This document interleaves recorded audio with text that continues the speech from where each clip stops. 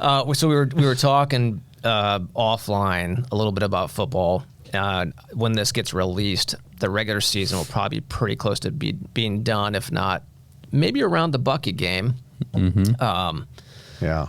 Look, I'm not looking forward to that. The IU Purdue. I mean, I got 2 Boiler fans and a Hoosier fan. Most football seasons not the most promising. I fully admit, like, the Hoosier football program up until this year has not been the greatest.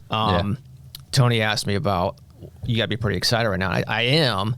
Yeah. But he could sense, like, okay, well, it didn't sound very convincing. And I'm like, because there's still a small part of me that just, like, it just feels weird. Like, don't get me wrong, I love it. I'm buying into it. Like, I hope it continues for seasons to come. But when I see them talk about IU football on national TV and talk about the actual college football playoffs, I'm like, that's something's not right here. Yeah. You sure? Yeah. Yeah. But to your point, like, so at the time of this recording, we are going into our bye week, and then whatever that Saturday is before Thanksgiving, we have Ohio State at Ohio State, and that'll be put up or shut up, right? Yeah. I mean, that's really a good litmus test. I mean, Ohio State's You were at the game this past weekend, right? I was, yeah. So the last two, it was crazy. It was. So we talked about this. The last 2 home games. So it was the one against Michigan and then Washington. Mm-hmm. To walk in the stadium and actually see it sold out, to see students going in and staying in, to see alumni going in and staying in past halftime, and just the overall vibe is like, just it's so different from before. It's great. I love it. Yeah. It's awesome. I wouldn't trade it for the world, but it's just so different. Yeah. You know, really, honestly, being a Purdue fan, this really shows the true character of IU fans, right? Yeah. You know, we're still selling out the stadium, and we've only won 1 game. Yeah. Yeah. And here we are where IU is the first time in history that they've ever sold out the game. Yeah. So they have to win 10 games to get their fans there. Well, And Purdue, hey, look, we can get there, and that may change. It's misery loves company situation that maybe a little bit, though. That's fair. You want to be there. I will say the IU marketing department really loves it, because whereas before you only had the Ohio State game to take, the center shots of the field, because you had enough reddish in the stands, and they traveled well. Now it's legit mostly IU fans. Yeah. Michigan had a fair number of people. The ticket prices I saw on StubHub or whatever for this past game were crazy, and I did have one person say, "Hey, you could sell your tickets for X." I'm like, no way, because what I don't want to see is maize and blue sitting in my seat. So we went regardless, but rather not attend than have that happen. Exactly. Right? Yeah. I went to the Colts game yesterday, and there was almost it felt like as many Buffalo fans as Colts fans there, and it was like, what's wrong with this? Right? It's a home game. Yeah. Right. So, Agreed. Yeah, that was we had our company holiday party, and there were some quite a few Buffalo fans at the bar that we did the party at, and they seemed to show up in like for away games. Really? Like there were a ton of people there. It was crazy. Yeah. Talked to a couple of it, and it sounds like there's just a group of season ticket holders that travel to every single away game and just show up in force at everything. Good for them. That's some dedication. I don't know that I have. Yeah, for sure. Well, we'll towards the end of this episode, we'll maybe do a bucket game wager. I don't know how many points it's going to cost me, but we'll see. Yeah, it depends on what are you willing to give up. What would be the real fun is that Purdue would be the spoiler. Yeah. Well, I hate to say it, but that has actually come up in conversation because, I mean, on paper, like, we just got to figure out the Ohio State thing and finish the season off with Purdue, and on paper should win that game. Yeah. But to your point, like, how many times? Times have you seen? Hell, I've had an experience in high school basketball where Purdue basketball crushed a team earlier in the season, played them late in the season, thought, we beat them by 20 earlier in the season, we're fine. Yeah, and we lost the game. Yeah, and 2 years ago, Purdue basketball. I mean, we should have won. You guys came into our house and literally beat us. Yeah. And so you kind of have to throw those out when it's IU Purdue game. Yeah, throw out the record. Right. You just can't. Can't get complacent. Even if whatever 100%. The stats say, you just have to treat it as any other game. Right. Well, if you guys come to Bloomington for the game, I'll be there. Will you? Okay. Oh yeah. Tailgate's open. I'll let you know where it's at. All right. Feel free. We do not discriminate on who attends the tailgate. We actually had a fair number of Michigan fans in our tailgate this past Saturday. But it was all good, all in good fun.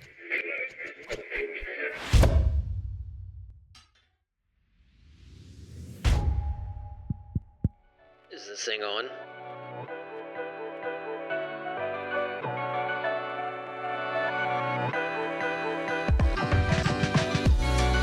Hey guys, welcome back to another episode of the Summits Podcast. Thank you all for joining us from wherever you get your podcast, or if you're joining us on the Heroes Foundation YouTube channel, thank you for doing so. By the way, if you're on the YouTube channel and you haven't hit the subscribe button, please do so now. Won't cost you a dime. You will not have to go on StubHub and find an extra ticket and at those prices. It's absolutely free. Hit also the little notification bell icon so you can be alerted when new episodes like this one drop. We would greatly appreciate it. All right. I hesitate to say it, but we're about to boiler up on some conversation. You're welcome. You've had a lot of IU this weekend, I think. That's fair. That's fair. You've bought yourself at least one boiler up. That is correct. An equal opportunity, as we were saying earlier, we have all the IU Purdue banter and whatever. Like, cancer doesn't care. No. Doesn't care what your school affiliation is. It affects all of us, and I think in order to defeat it, we all have to work together. Absolutely. So we'll touch on that. Yep. All right. Absolutely. Today's guest, if you haven't figured that out, Mr. Tony Trent. Tony, welcome to the Summits Podcast. Thank you for having me, guys. I really appreciate it. You're welcome. Typically, we start out by having our guests kind of give us a little introduction on yourself, a little background bios. If you would give us that pleasure, we'd appreciate it. Sure, yeah. So you're referring to me, myself, personally, correct? Correct, All right. yeah. Yep. Yeah, so I went to Purdue. I was there from like 87 to 91. I graduated with a degree in landscape architecture. And came out of college and moved to Indianapolis and worked for some design build firms. Mm-hmm. And after that, I had an opportunity to buy my own business and own my own business for 18 years. We specialize in very upscale residential landscape architecture, outdoor living spaces. Mm-hmm. And we did as well some commercial. I also had a tree farm where I grew my own trees, had my own nursery. Okay, cool. And when Tyler got sick, owning your own business, operating it, having employees is the hardest thing you'll ever do in your life. And I wanted just to walk away and quit when he passed away. And some really good friends of ours said, don't do that, Tony, stick with it. I was glad that I did do it because it gave me an opportunity to keep my mind off of him passing. But in 2020, COVID hit, and we had my amazing banner years, 2 years in a row. Yeah. And so my evaluation was really high, and so I decided to sell my business. And so I did so, and helped with the transition, and then retired. I was retired for about 18 months. And being the personality that I am, it's really difficult to, after you get the honey-do list done, there's not a lot to do other than possibly work on the foundation there. Mm-hmm. And so I took a job in business development with a company called HP Legacy. Okay. And we specialize in commercial construction and institutional work. So we do a lot of work actually at Purdue. Okay. We have an office in West Lafayette and in Brownsburg. So if you're looking to build a medical building or an office space, anything but multifamily, we do. Yeah. Okay. Awesome. Cool. So I've heard that story before. Certain entrepreneurs sell their business, but they're still young, vibrant enough that after a very short period of time, one of two things happen. Either they just, if they don't have a hardcore hobby, they just start twitching and need to get back into something, or their wife or partner say, you need to either find a hobby or go do something because you're now bugging the shit out of me. Yeah. So my wife, whom I've been married to for 29 years. Awesome. Her name is Kelly. And I failed to mention I have two other sons, Blake, who is 23, and my youngest son, Ethan, who's 19 and attends Purdue as well. Okay. So. Nice. And let's talk about Ethan for a minute. Yeah. So Ethan we were talking about football earlier. Yeah. Ethan is on the Purdue football team, He correct? is, yeah. Okay. Yeah, he played at Carmel, and he was All-State his junior and senior year. Nice. He plays center, and then he got recruited. Actually, he wasn't going to go to Purdue initially. And then the coaching staff changed and felt like it was the right decision to go there. Yeah.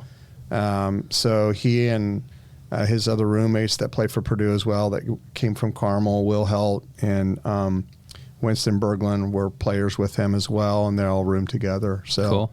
Nice. Yeah. Yeah. And Blake is my middle son. Yeah, he actually went to school initially to be an airline pilot and just discovered that college wasn't for him. Mm-hmm. So he works for a company called North Mechanical. They do like commercial HVAC. Okay. So, Okay. Nice. Yeah. Nice. Well, Tony, as you are well aware, the kind of basis of the podcast is talking about our cancer stories. Yeah. Your guys' story has certainly been in the national spotlight for several years. But there may be some viewers and listeners, for whatever reason, haven't heard about it. So if you would do us the pleasure of what's your cancer story? Yeah. So when my son Tyler was 15 years old, and let me just preface this by saying we were a healthy family and we'd never been to a hospital before. Yeah. And he started complaining about his shoulder hurting. Okay.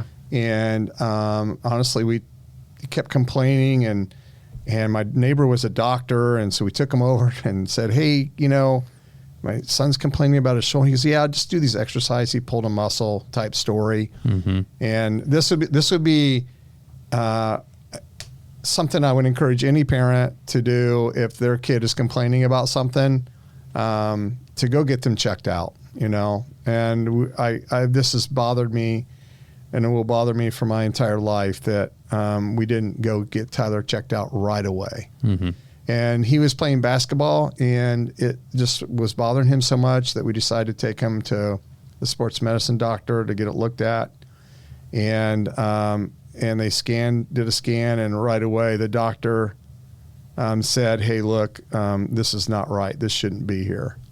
And in fact, my wife was driving Tyler home that day, and the doctor had called them before they even got home. And I mean, we're literally talking from 116th Street to 136th Street. Right. Mm-hmm. And said, you need to get him back here right now. We want to do a scan. And initially the doctor said it was a different type of sarcoma that Tyler got. Okay. He ended up with a diagnosis of osteosarcoma, which is a bone cancer, a very, very fast-growing bone cancer. And so having your child go from one point to another, literally within a day, your world changes. And it's kind of like one of those things where, your president gets shot, you remember exactly where you were at. You just remember exactly where you're at when you find out the news. So we went through a long journey, 18 months of chemo, for a chemo system that's, by the way, is over 30, 40 years old. Mm-hmm. There's no technology that's new for this cancer. Mm-hmm.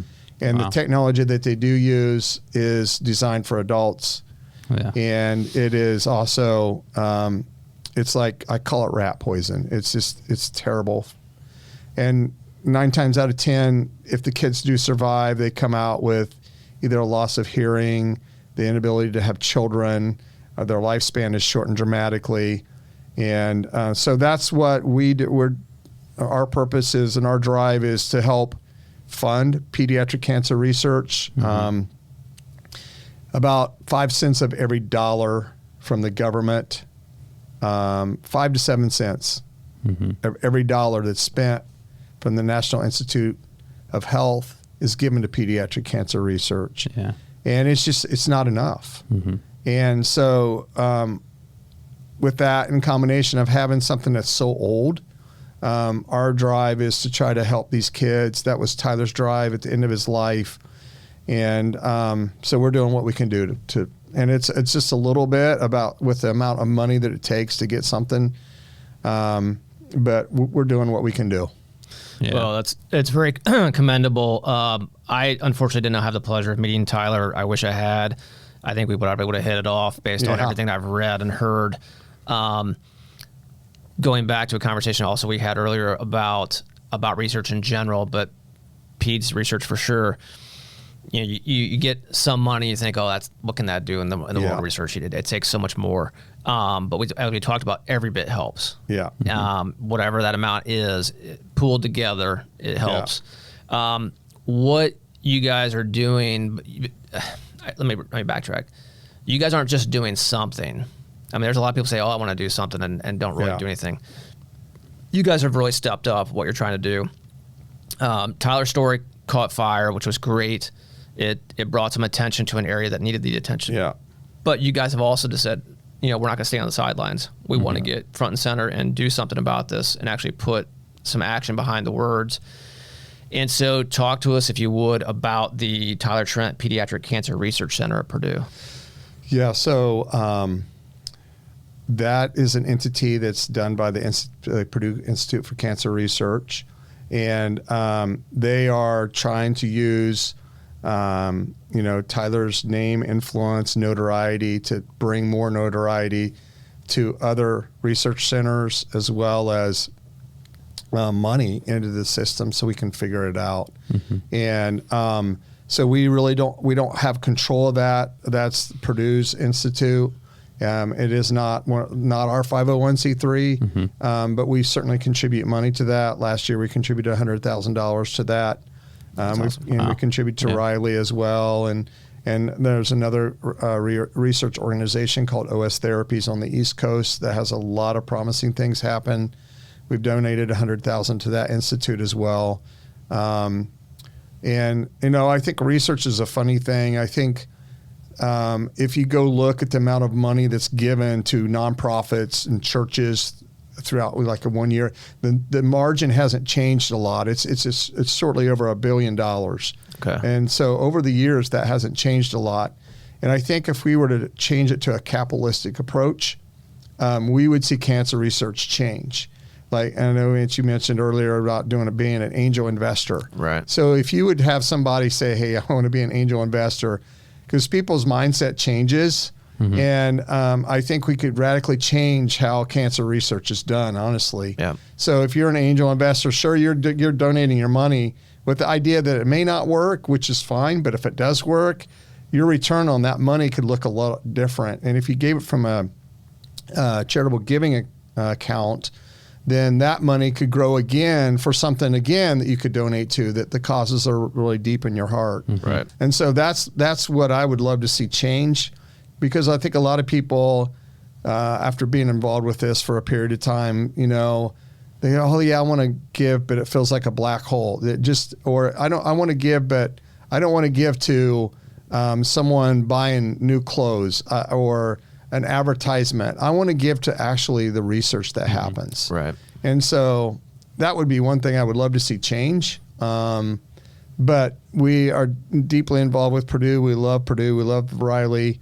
We love what they do for all the kids. And Tyler donated his tumors to cancer research and put his name on them. And that was the first time that had ever happened.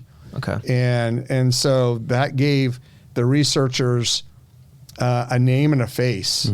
And so actually Tyler's picture is down at Riley. And every time those researchers walk in there, they see him and they say, yeah, this is for that kid, or this is for this cause. Because you kind of forget, right? You just walk in and you're looking at, something in a microscope, and you kind of forget what the cause is. And so he's really challenged other kids to do the same thing. And we've heard stories of kids, having their tumors flown into Riley because of that. And I know I'm giving you more information in your question. So that's perfect. But anyway, I just wanted to share that. Yeah.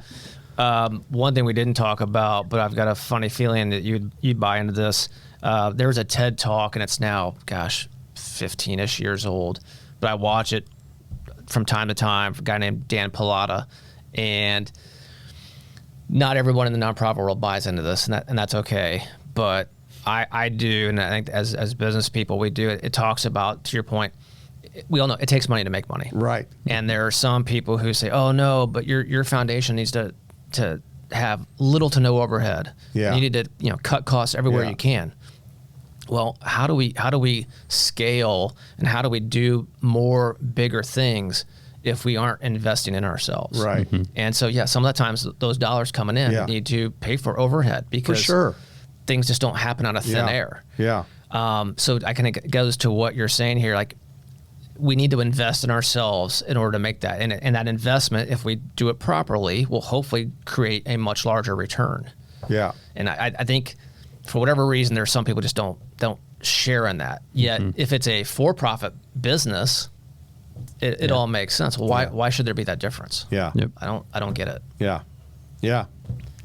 Yeah. It's interesting. I mean, I'm sure there's mixed views out there, it's just my opinion. It's, it's an opinion. Yeah. And so, but I do think that we would change, how we could raise money for cancer research if we could figure out a way that, that either charitable giving accounts could donate to that, which they can do, but with not a return back.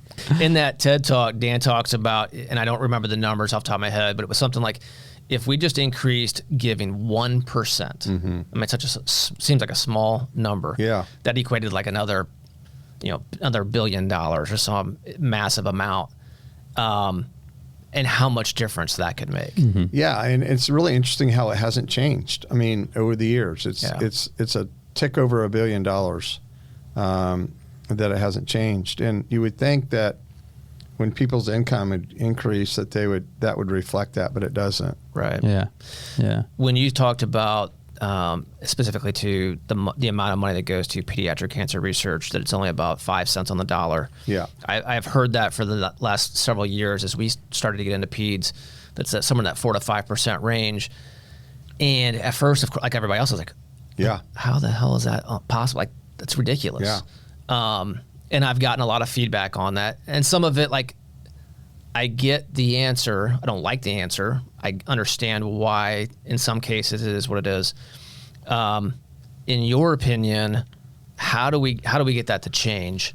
And do you have any thoughts on how we go about doing so? Yeah, I mean, I think we need to get our thinking different, right? I mean, I was down at the, a couple of years ago, I was down at the House of Representatives and the State House and advocating for, hey, can we just do license plates? We have license plates for universities. We have license plates for environment, and we have all kinds of different license. Why can't we just do a license plate that we could take that money and use? And then, it becomes political, and then people argue about who gets the money and what do we do with the money, and we really didn't get anywhere with it. And so there's just changing the mindset. I think it just changes how people need to know how important this is, because I guarantee you we have listeners out there that if their family hasn't experienced cancer yet, somebody they love is going to get cancer. Yeah. Yeah. And so once you go through this journey, yourself what going through chemo is like, and Tyler got chemo brain, and it was terrible. And it's just there's something wrong when we outlive our children, and when we take them to and get treated, and there's really nothing they can do about it. And I think we deserve better. I think our kids deserve better. We do things for them in other facets. And if everybody, in a stadium, if, we go to an IU stadium or we go to a Purdue stadium and every person in there gave $1, we would walk away with $65,000 that we could do something with. Right. Yeah. And it's just thinking like that. You think $1 doesn't make a difference, but it does. Right. Yeah. And so if we can just get our mindset to change, I think that would help tremendously. Yeah, I'd agree with that for sure. You had said something in there that kind of rang a bell with me, and that is on the license plate thing. So Purdue and IU are both state universities, Right. So maybe that money on the plate, on that child pediatric cancer awareness plate, could then go to research that Purdue and IU collaborate on, because they're both doing peds research. Yeah, and we are collaborating, believe it or not. That's IU and Purdue works together when it comes to this. Yep. Yeah. And I don't know if most people know that or not, but we do work together. Yeah, so we were chatting earlier, and I admitted up until, I don't know, 3 or 4 years ago, obviously I knew IU was doing research just because of the School of Medicine and the Cancer Center, but I wasn't as familiar with Purdue and Notre Dame. And now I've come to discover that Purdue and Notre Dame are both doing cancer research on their respective campuses. Right. And so we've started the Heroes Foundation started to make connections with those and are trying to work with them as well, because we're focusing on the state of Indiana. And, again, we can joke about or, banter about the sports competitiveness, but at the same time, to your point, cancer affects all of us. Yeah. And we got to work together to beat this thing. But on the license plate thing, couldn't those funds go to help fund those collaborative projects? Yeah, I mean, definitely. And, the answer that we got at the State House, which is really honestly disheartening, is that, well, aren't other states doing that? We'll just let them do that. And, I mean, gosh, you have Indiana, it's like, it's one of the best states in the country for what's going on in the world. Right. Mm-hmm. I mean, you look at Lilly, and we have the #1 pharmaceutical company in the world right here in Indiana, and we have IU Health and Riley, top children's hospital. Yeah. And to say that we would let some other state take those jobs away, that those jobs would create, it's just mind-boggling to me. Mm-hmm. And I just don't get it. Right. And why wouldn't you want your own state that you're representing to lead the way versus somebody else? Yeah. I mean, we have 4 construction projects happening in Indiana right now that are multi-billion dollars. Mm-hmm. And people recognize this is a great place to do business. And so I don't know. It just, I got a feel for how the political system works, and I understand now why people get frustrated with it. So, but we're definitely going to give it a shot again this year. Yeah. We're back down, I think, in January, trying to figure out how we can be involved and what we can do to fund cancer research. And, I'm advocating for Indiana to become a state that we use tax dollars for research. Other states like Kentucky and other states are using tax dollars to use for research. Yeah. And so I would love for that to happen in Indiana. I don't know if it will or not. But how many states do that today? I don't know. I don't know for sure. I assume it's in the minority. Yeah, it is in the minority for sure. Yeah. It's something I should know, but I'm sorry. I don't have it off the top of my head. Yeah. Something I'll have to look up after this. Yeah. Yeah. Well, we certainly appreciate what you guys are doing. We're certainly sorry for your loss, but thank you. The fact that you guys have taken that emotion and turned it into action is extremely commendable. And we're happy to watch you guys continue to do that, help you guys continue to do that. Mm-hmm. And I'll wear old gold and black to further showcase the fight against cancer if that's what it takes. Yeah, it's really interesting when Purdue knocked off number 2 Ohio State and we were at that game. Yeah, we got a pile of cards. I'm going to say 8 inches tall from Ohio State people. Oh wow! And Ohio State people can be pretty brutal. Yeah. But they set that game aside and said, "Hey, look, if anybody could beat us, we're glad that Purdue beat us." And that's what we need to do, is we need to come together as a team and to figure this out. Mm-hmm. And all the universities that do cancer research need to come together. And Ronald Reagan said, and I may not get this perfect, but he said, if men and women could work together and don't care who gets the credit for the outcome, we can do some amazing things. Mm-hmm. And so I'm hoping that we don't care about the outcome. We just love our kids so much that we don't care who gets the glory or the honor. Yeah. We just care about who comes up with a win-win for our kids. Yeah. And so that's what we're advocating for. And there's some great things happening out there. I think we're getting closer, but we're still multiple years out. And today, as you guys listen to this podcast, think about this. 43 kids got cancer today. Every day, 43 kids got cancer. Yeah. Every day, somebody's life gets dramatically changed because of it. And cancer does not discriminate against. Mm-hmm. And you can talk about kids that are 6 months old to 24, 25, even 30 get osteosarcoma, and they get blood disease and leukemia and everything that comes with that. And so, my challenge would be that as you're listening to this, that if you have kids, look at them and realize that tomorrow your life may change, and we just need your help. It doesn't matter where you put it. You can go to Heroes and do it there. You can go to the Tyler Trent Foundation. You can go to IU, Riley, wherever your heart has led you to donate. But just donate. Just get involved. Right. Yeah. Just vote with your wallet. Yeah. There you go. And now that the Big 10 is like the Big 18, we have more schools and more brain trust, more power to hopefully do something. Of course, we prefer if the IU and Purdue lead the way, but for sure. Yeah. Yep. It's a bigger family now. So Big 10 Consortium, if you're listening, let's talk. Yep. All right.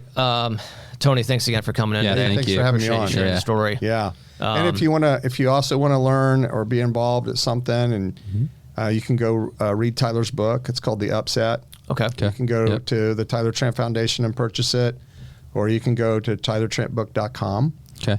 And we've donated 30,000 from book sales. Would have been a New York Times bestseller if we would have traditionally published it. Okay. And if you want to learn from a parent's perspective and Tyler's perspective about what cancer looks like, I encourage you to read it. Buy it for a Christmas gift. Do whatever. Yeah. So I'll do that. I do not have that book. I do, real quick, because that just reminded me, as much as an IU guy as I am, I have one Purdue thing in my office. True. Yeah. Yep. Tyler Trent bobblehead. Oh, awesome. Yep. Thank you for doing what you guys are doing. Yeah. Thank you. Appreciate it. Yeah. All right. And thanks all you guys for listening to this episode of the Summits Podcast. We appreciate you all tuning in. So whether you're a Boilermaker or a Hoosier, doesn't matter. We all hate cancer. Let's work together on this. Good luck to both teams in the bucket game at the end of November, if this episode has or hasn't aired by then. And anyway, don't forget, guys, at the end of the day, it's all about beat cancer.